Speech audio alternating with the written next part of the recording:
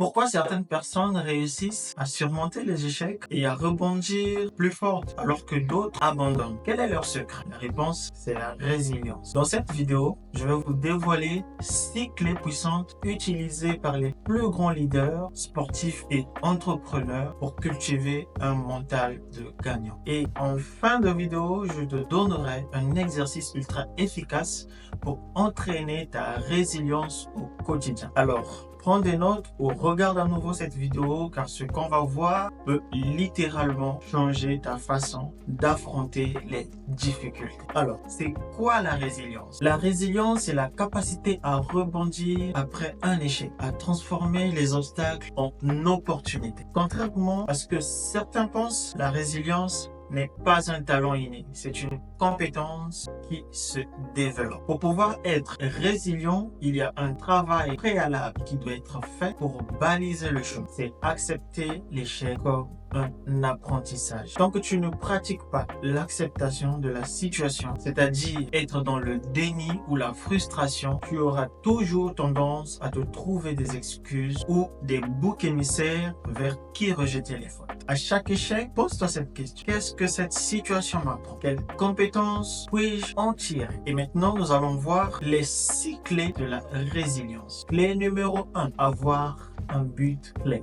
Pourquoi c'est important? Victor Frankl, survivant des camps de concentration, a découvert que les personnes qui avaient un but fort avaient plus de chances de survie. Quand tu sais pourquoi tu fais quelque chose, tu supportes tous les obstacles. Exercice pratique. La méthode des 5 pourquoi. Écris ton objectif et demande-toi pourquoi c'est important. Répète 5 fois pour aller au cœur de ta motivation. Clé numéro 2, cultiver un dialogue intérieur positif. Muhammad Ali répétait « Je suis le plus grand » avant même de devenir champion du monde. Une étude de l'université de Toronto montre que les pensées positives réduisent le stress et augmentent la résilience. Exercice. Remplace des pensées négatives. Au lieu de dire « Je n'y arriverai jamais », dis « Comment puis-je m'améliorer ?» Challenge. Pendant une semaine, note toutes tes pensées négatives et formule-les positif. Clé numéro 3, reprogrammer son cerveau avec la visualisation. Pourquoi ça marche? Les neurosciences montrent que le cerveau ne fait pas la différence entre une action réelle et une action intensément imaginée. Ainsi, en visualisant une situation de manière détaillée, on prépare son esprit et son corps à la vivre réellement. Les athlètes de haut niveau utilisent la visualisation pour programmer leur réussite. C'est pourquoi ils sont généralement dans une bulle infranchissable avant chaque événement majeur. Alors, ferme les yeux. Imagine-toi réussir ton objectif en ressentant chaque émotion. Répète cet exercice chaque matin. Clé numéro 4. L'entourage joue un rôle clé. Comme j'ai l'habitude de le dire, on est la moyenne des 5 personnes qu'on fréquente le plus. Si tu es entouré de personnes négatives, ta motivation diminue. Alors, il est très important que tu choisisses de qui tu t'entoures.